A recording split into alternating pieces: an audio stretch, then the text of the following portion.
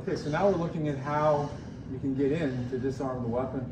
It can happen that if she draws it wide and I'm going forward in time, I can wrap the weapon and get a snake disarm. But in some cases, you have to sort of earn your way in. And so we start a largo model, and it's going to be a meet, a 1 against a 1. Then I step in here and I check and feed it through, and I give an angle 1. Now I'm close enough to converge, even going shoulder to shoulder. You just think of like you're a missile going straight for the person, and this ends up getting wrapped up in an overhook like this. And then she pulls it out. She wants to get her weapon free. Try to pull it out there. Right there, I catch it, raise it up, and break away. I pull back as I break down. This ends up being a good way to get in and get that arm wrapped up and then get your snake disarm. So it's off a roof block, but again, sometimes coming in from this range, it's not so easy to pull off a disarm outright. You have to account for the fact that she keeps hitting, and the first one's going to go by. It is very difficult. Swing at full speed, it's very difficult to get inside of an angle 1 like that. But what I can do is deflect it so that now I can be closer. Hold on, do the 1 again. See, this would have hit me, but I deflected it, which means I can charge through this range. And now I'm this close here, and I hit, and she might even try to back up, and I'm still closing. See, now I just converge like that. And so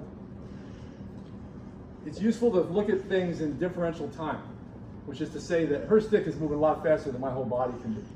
So if you were to slow this down, her stick is still moving pretty fast. I'm just moving at a crawl, you know, if you look at it in slow motion video.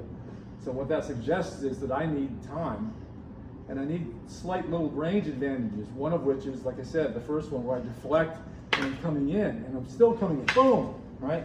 And I hit, and now, yeah, now I'm close enough. I'll probably wrap it like that, like I said. And it might even go to the clinch.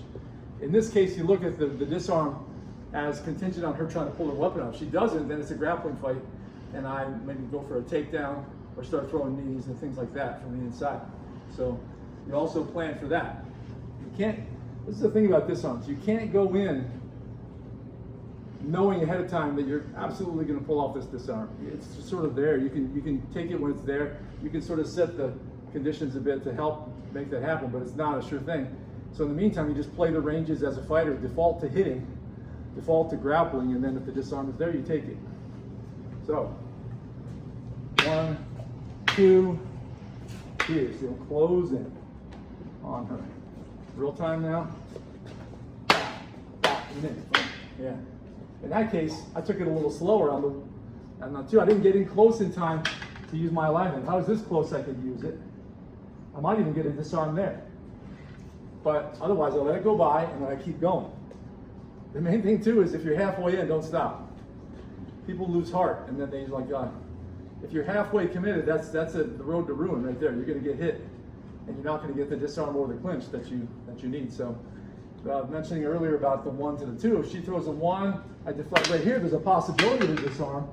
I'm going to snake it from over top, but she's still going to pull through. So I have to go toward her shoulder, try and circle this arm. Whether I hook the weapon and pull it away, or whether I just break down and pull away to take the weapon away.